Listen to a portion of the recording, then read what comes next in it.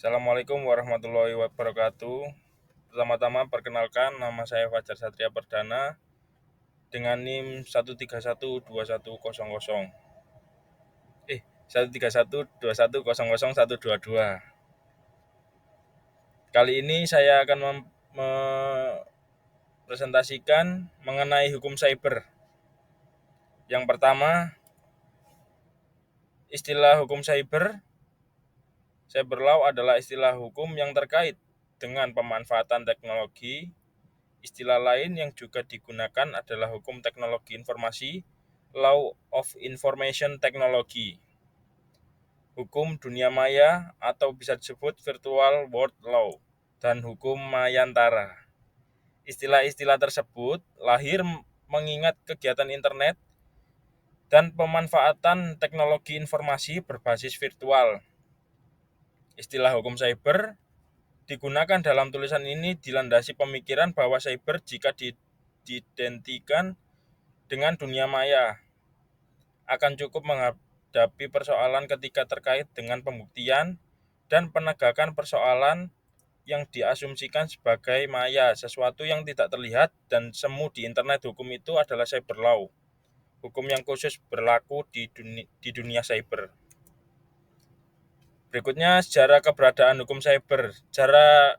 Sejarah hukum cyber dunia pada tahun 1980-an, khususnya negara-negara di Eropa dan Amerika Utara mulai melakukan kriminalisasi terhadap pembuatan baru seiring dengan penggunaan teknologi komputer dalam melakukan tindak pidana konvensional.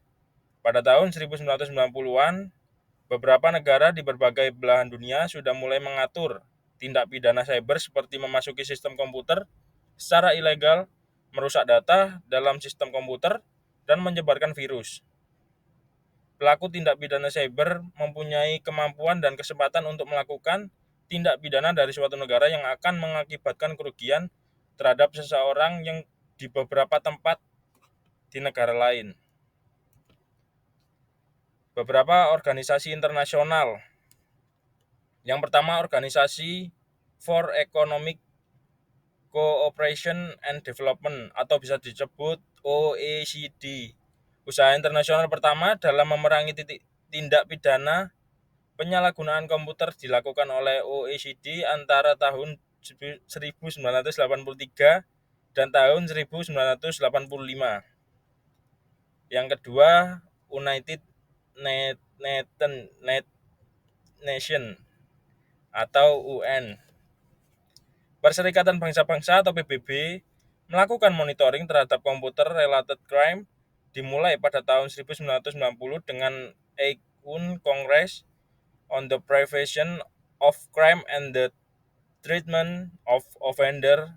Dalam resolusi Kongres PBB tersebut, negara-negara diimbau untuk mengintensifikan usaha-usaha memerangi computer related crime. Yang ketiga, the Group of Eight. Bisa disebut GX adalah kelompok negara-negara industri yang terdiri dari Kanada, Jerman, Prancis, Italia, Jepang, Inggris, Amerika Serikat, dan Rusia. Yang keempat,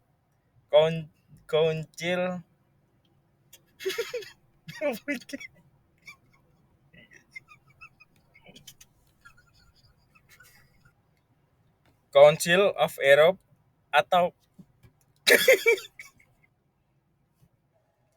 Konvensi tentang Kejahatan Cyber atau Convention on Cybercrime 2001 yang digagas oleh Uni Eropa.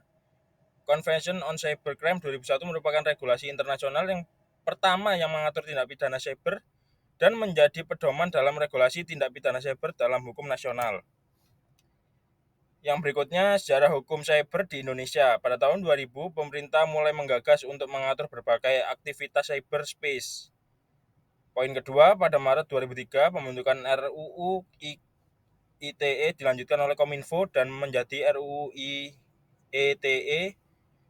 Poin ketiganya, pada 2005, RUU ITE merubah menjadi RUU ITE. Poin keempat, pada 25 Maret 2008, DPR menyetujui RUU ITE menjadi RUU ITE. Poin ke-5, pada 21 April 2008 Presiden RI diundangkan dalam UU nomor 11 tahun 2008 tentang ITE Lembaran Negara tahun 2008 nomor 58.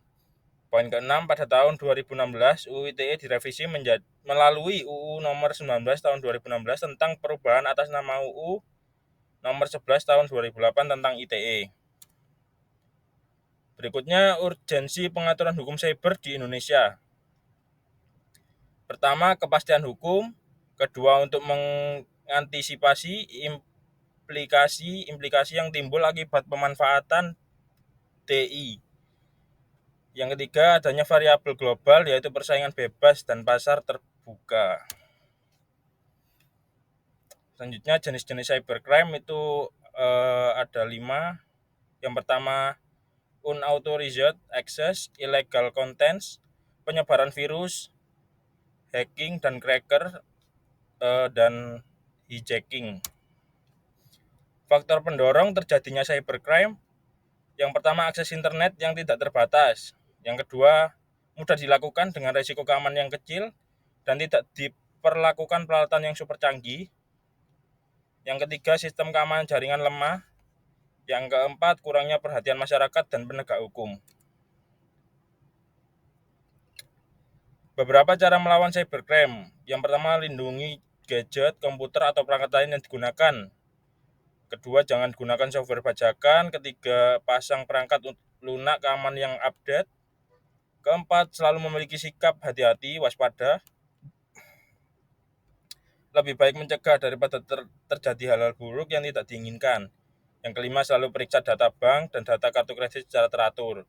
Yang keenam, backup data-data secara rutin. Yang ketujuh, jangan sembarangan membagikan info pribadi.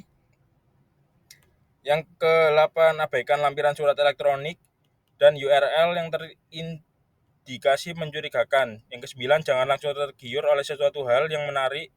Gunakan waktu untuk berpikir lebih panjang dan matang. Yang ke-10, laporkan kepada pihak yang berwenang. Ciri khusus cybercrime. Yang pertama, tanpa kekerasan, sedikit melibatkan kontak fisik, menggunakan peralatan, memanfaatkan jaringan telematika atau telekomunikasi, media, dan informatika global. Yang terakhir, cybercrime sebagai kejahatan tradisional.